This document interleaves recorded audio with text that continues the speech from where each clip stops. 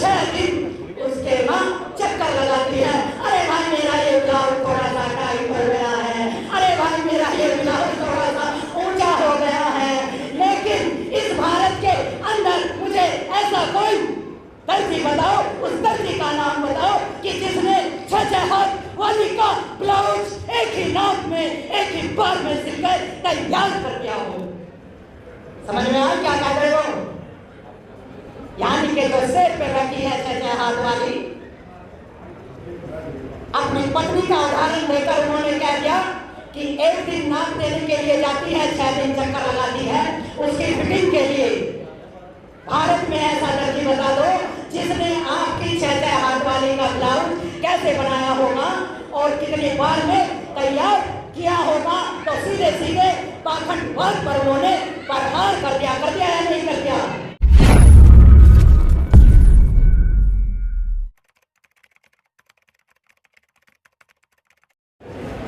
सम्यक संबुद्ध तथागत बुद्ध के चरणों में कोटि कोटि नमन। महिलाओं की आन बान शान और महिलाओं के मान सम्मान के लिए अपने 4 बच्चों का बलिदान देने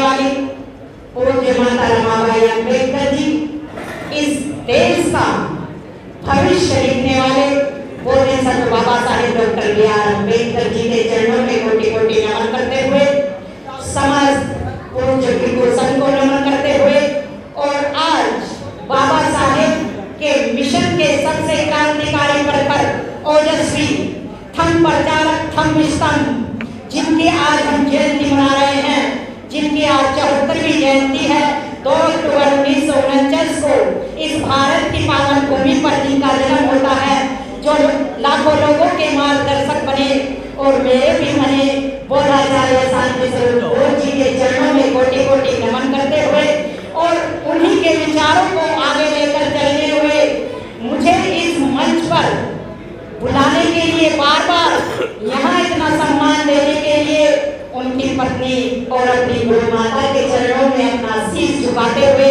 उनके सभी बच्चों को जो उम्र में मुझसे बड़े हैं उन्हें नमन करते हुए और जो छोटे हैं उन्हें बहुत बहुत साधुवाद देते हुए, यहाँ तमाम उपासक उपासिकाओं को राखी रावण का नमो उद्धार। जय भीम। जोर से बोलो जय भीम। जय भीम। एक बार तो हाथ करो ऊपर, बोलते रहो नीचे नीचे, बोलो जय भीम। जय भीम। बहुत बहुत धन्यवाद।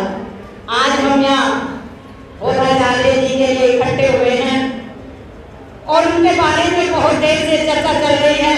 चर्चा अगर शाम तक भी चले तो भी उनके बारे में खत्म नहीं होगी, क्योंकि वो काम ही ऐसा करके गए हैं।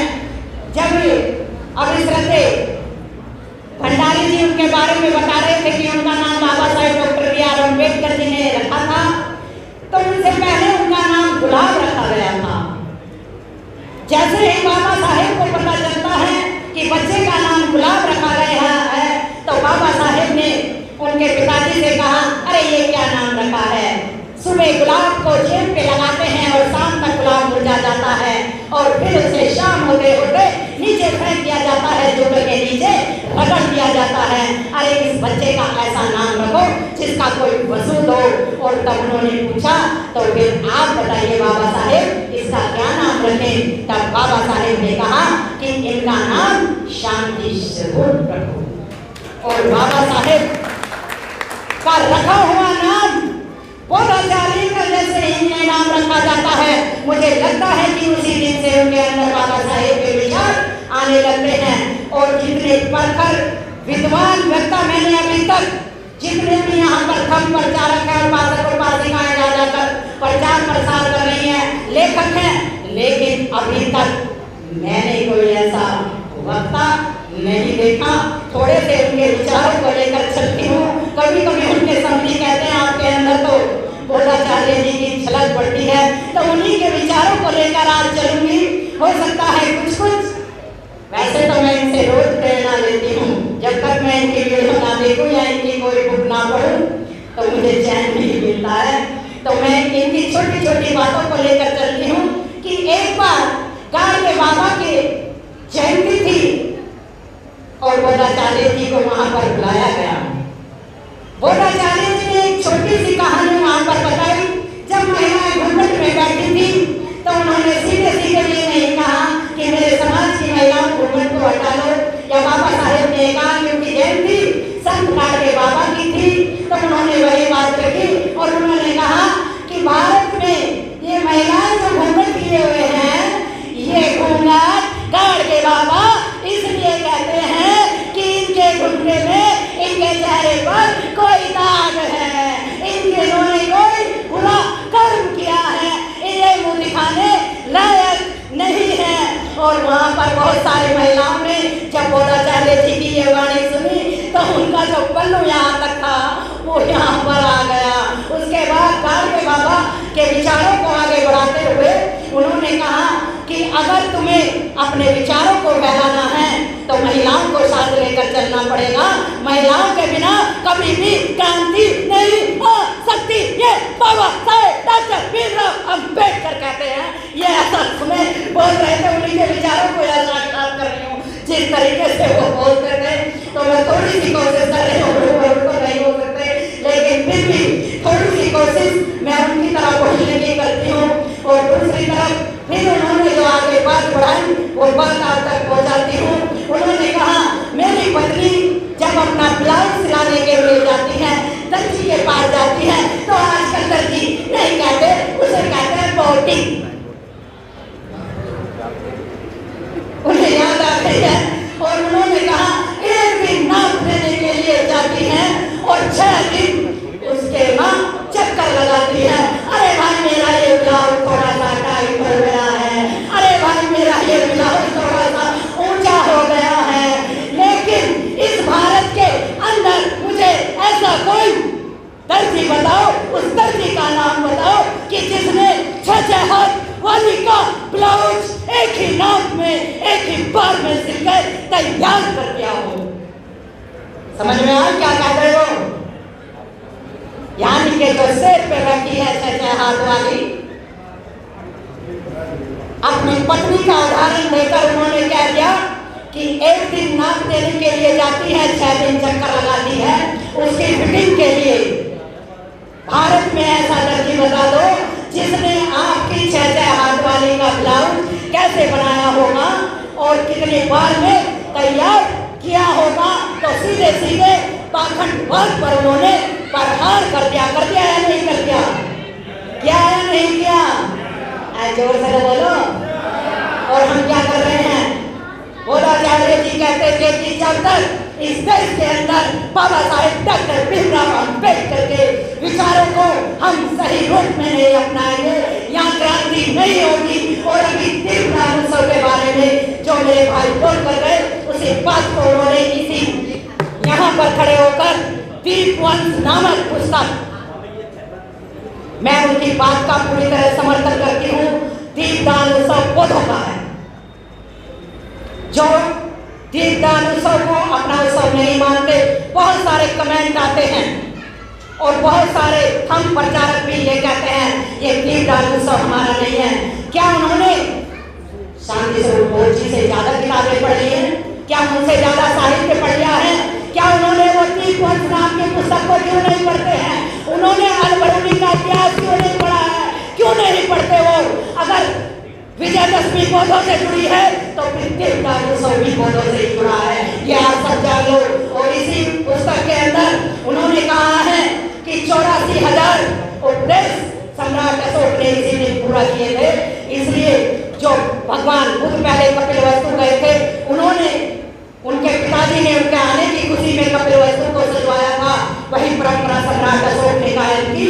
और फिर जब वो बुद्ध की शरण में गए तो उन्होंने वो 84,000 उपदेश जो भगवान बुद्ध के थे, स्तंभ शिलालेख सब पूरे करके 3 वर्ष का टाइम लगा। और ये वही दिन उन्होंने चुना कि जिस दिन हमारे पूर्वजों की हत्या की, जिस दिन मोर कल्याण की हत्या करके उनको मार दिया गया, तो उसी दिन जो हमारा मातम में बदल दिया गया है। सम्राट अशोक ने निर्णय लिया कि मैं इसी दिन को फिर से खुशी में परिवर्तित करूंगा। और उन्होंने ये 84,000 देश का दीपदान उत्सव पहली बार पूरे भारत में मनाया था। कोई राम किसी पूरे भारत का राजा नहीं था। राम काल्पनिक था। बोधाचार्य जी में कहते हैं, अरे इन्होंने कल्पनाओं में भी हमारे पूर्वजों को नहीं छोड़ा, इन्होंने कल्पनाओं में भी जो काल्पनिक रामायण है उसमें भी हमारे पूर्वज सम्मुख किसी का शीश उड़ा दिया। तो इसलिए अगर तुम्हें यहाँ बोधाचार्य के लिए सच्चे मन से आए हो तो उनकी बात को, क्योंकि उनसे ज्यादा मैं नहीं समझती अभी तक किसी ने यहाँ पढ़ा है, तो हमें उनके कार्यों को आगे लेकर चलना है, उनकी हर बात को हमें मानना है। और जैसा वो कहते थे, जब मैं तालकटोरा स्टेडियम के अंदर एक छोटी सी घटना और मैं बताऊंगी, बहुत सारे लोग कहते उन्होंने लाखों कार्यकर्ता यहाँ तैयार किए, उनमें से छोटी सी एक राखी रावण भी है। तालकटोरा स्टेडियम के अंदर 2014 में जब पहला प्रोग्राम मैंने उनका अटेंड किया, तब मैं माइक पे बोलते हुए घबराती थी। ये छोटी सी बात मैं आपके बीच शेयर कर रही हूँ। मुझे इतने सारे लोगों में बोलने का अनुभव नहीं था। मेरे धर्मगुरु डॉक्टर सहरा बोध जी ने मुझे शांति स्वरूप बोध जी से कहकर उसमें वक्ता रखवा दिया, और मेरे दिल में धक धक हो रही थी कि मैं इतने बड़े मंच पर इतने लोगों के सामने क्या बोलूं। लेकिन जब आपकी ये बेटी, जब आपकी ये बहन वहां पर बोली, तो मैं नमन करती हूँ बोधाचार्य जी को। सबसे पहले जब वो स्टेज के बराबर में घूम रहे थे, सबको देख रहे थे, तो उन्होंने कहा, मेरी बेटी राखी रावण ने अपने पूर्वजों की विरासत को कायम किया है, और इन्हों के लिए इतनी तालियां बजाओ कि मेरे कानों को सुनाई नहीं दे रहा है। पूरा स्टेडियम खचाखच भरा हुआ था, और कम से भी कम 3 से 4 मिनट तक वो तालियों की गड़गड़ाहट बार बार तक गुंजवाते रहे। अगर आप में से कोई वहां बैठा हो तो आपको जरूर याद होगा। और मैं उस दिन समझ गई कि अब जब मेरे धर्मगुरु सहरा जी का हाथ मेरे सर पर है, और बहुत ही विद्वान प्रखर वक्ता, साहित्यकार, रचनाकार, चित्रकार का आशीर्वाद मेरे सर पर आ गया है, तो हे बाबा साहेब डॉक्टर भीमराव अम्बेडकर उसी तालकटोरा स्टेडियम के अंदर राखी रावण ने ये सौगंध ली। जब मैंने वहां देखा कि हे बाबा साहेब, अब जब तक राखी रावण की सांस में सांस है, ये अपने समाज को जगाने का काम नहीं छोड़ेगी। बाबा साहेब के विचारों को जन जन तक ये जरूर ले जाती रहेगी। इसके लिए चाहे मुझे जो भी कुछ करना पड़े मैं करती रहूंगी। और बोधाचार्य जी जो कहते थे वो करते थे, यही बात आपको भी करनी है। और एक बात और वो कहते थे कि जब हम इस दुनिया में आते हैं, लोग जयंती मनाते हैं बाद में, लेकिन बाबा साहेब के परिनिर्वाण दिवस से जोड़कर उन्होंने एक बात कही, और संत काले बाबा की पुण्यतिथि से, कि जब हम इस दुनिया से चले जाते हैं तो हमारे लिए वो दिन भी इतना ही महत्वपूर्ण है। क्योंकि जब कोई महापुरुष इस दुनिया को छोड़कर चला जाता है तो उसके जाने के बाद ये पता चलता है कि उसके पीछे आंसू बहाने वाले, उसके रास्ते पर चलने वाले कितने लाखों प्रशंसक पैदा हो गए हैं। तो इसलिए हमें अपने महापुरुषों की जयंती के साथ साथ उनके पुण्यतिथि को भी उसी उत्साह के साथ मनाना चाहिए। और उन्होंने कहा कि अगर बौद्ध धर्म से मनोरंजन खत्म हो जाएगा तो बौद्ध धर्म में नीरसता आ जाएगी। इसलिए बौद्ध धर्म में नीरसता हमें नहीं लानी है। मनोरंजन और डांस, संगीत जो बोधाचार्य जी ने शुरू किया था, महिलाओं के लिए बहुत जरूरी होता है डांस और संगीत। तो इसलिए हमें अपने धन को ऊपर लाने के लिए, और उन्होंने वो कहते थे कि लाख कोशिश कर लो लेकिन वो धम का यहाँ से स्तंभ कभी उखड़ेगा नहीं। अगर किसी को मेरी वाणी से कोई ठेस पहुंची है तो मैं उसके लिए ठेस चाहती हूँ। मैं बार बार यहाँ आती रही हूँ, और पीछे भी मैं यहाँ आई थी। मेरा मकसद अपने समाज के किसी भी महिला, किसी भी पुरुष का दिल दुखाना नहीं है, लेकिन अगर किसी को कोई ठेस पहुंची है तो उसके लिए मैं खेल चाहती हूँ। और मैं बार बार नमन करती हूँ भाई सुधीर भास्कर जी को कि जब भी मैं यहाँ आती हूँ तो मुझे बोलने का टाइम जरूर देते हैं। मुझे आप सबके आशीर्वाद की जरूरत है।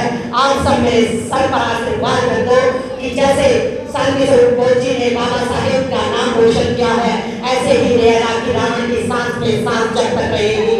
ये राखी रावण गाँव-गाँव, शहर-शहर जाकर बाबा साहेब का मिशन में चलाती है, चलाती रहेगी।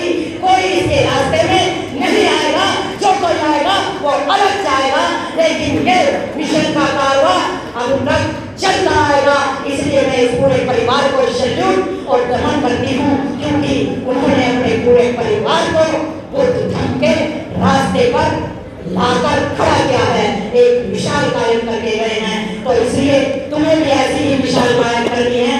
किसी के मुंह से ये सुनता मेरी पत्नी नहीं मानती, मेरा पति नहीं मानता, अरे शिकार गोदाचार्य जी का उदाहरण दो, इनके परिवार का उदाहरण दो, पढ़ो उनकी जीवनी, पढ़ो बाबा साहेब को।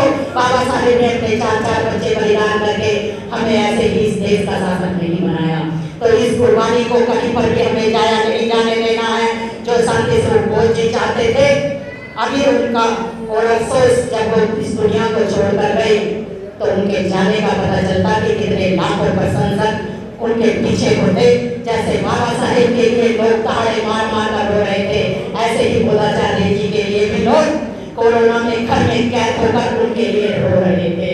लेकिन अफसोस हम उनके अंतिम समय में शामिल नहीं हो सके। गोदाचार्य जी एक महान शख्सियत है, क्योंकि ये किसी विद्वान ने कहा है कि अगर तुम इस दुनिया में आए हो तो अगर चाहते हो कि तुम्हें लोग याद रखें या तुम्हारे रास्ते पर चले, तो कुछ ऐसा कर जाओ या कुछ ऐसा लिख जाओ कि लोग तुम्हारे लिखे हुए को पढ़े, या फिर ऐसा कर जाओ कि लोग तुम्हारे बारे में लिखें। बाबा साहेब डॉक्टर अम्बेडकर और गोदाचार्य शांति स्वरूप बोध जी दोनों ऐसी मिसालें हैं। बाबा साहेब के बारे में दुनिया लिख भी रही है और पढ़ भी रही है, और वो दिन दूर नहीं, शांति स्वरूप बोध जी के बारे में भी लोग लिखेंगे भी, पढ़ तो रहे हैं, पढ़ रहे हैं नहीं।